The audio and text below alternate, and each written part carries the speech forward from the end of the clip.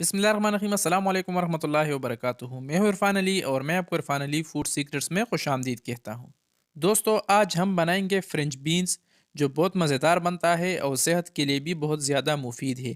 क्योंकि सब्ज़ियाँ सेहत के लिए ऑलरेडी मुफीद है, तो इसलिए आज हम फ्रेंच बीन्स बनाएंगे इंतहाई आसान तरीके के साथ। तो चले फ्रेंड, वीडियो को स्टार्ट करते हैं। यहाँ पर हमने फ्रेंच बीन्स लिया है, जिसको हमने अच्छे तरीके से धो लिया है और धोने के बाद इसको हमने छोटे छोटे पीसेस में काट लिया है।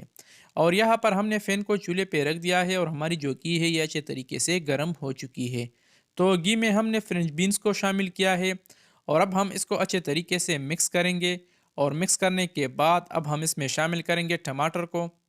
टमाटर को हमने बारीक बारीक काटा है। टमाटर को शामिल करने के बाद अब हम इसमें ऐड करेंगे प्याज को।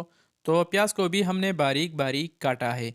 प्याज शामिल करने के बाद अब हम इसमें ऐड करेंगे हरी मिर्चों को और अदरक को। हरी मिर्चों और अदरक को भी हमने बारीक बारीक काटा है।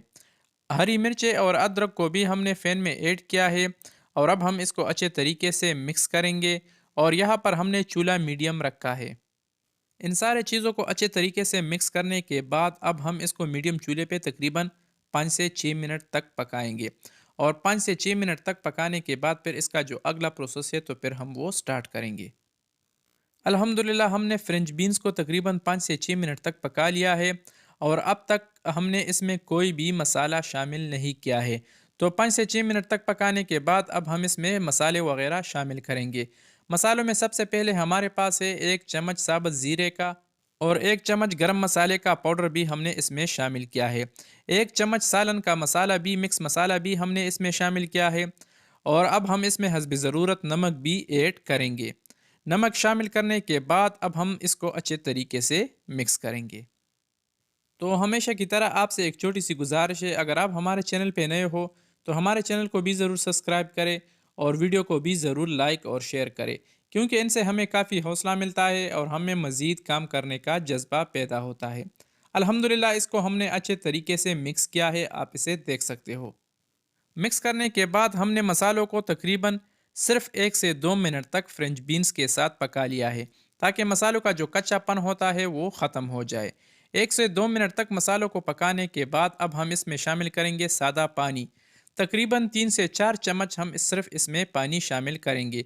ज़्यादा पानी हम इसमें बिल्कुल भी शामिल नहीं करेंगे। 3 से 4 चम्मच पानी शामिल करने के बाद हम दोबारा इसको अच्छे तरीके से मिक्स करेंगे और इसको हम मज़ीद पकाएंगे, ताकि ये बेहतर और अच्छे तरीके से तैयार हो जाए।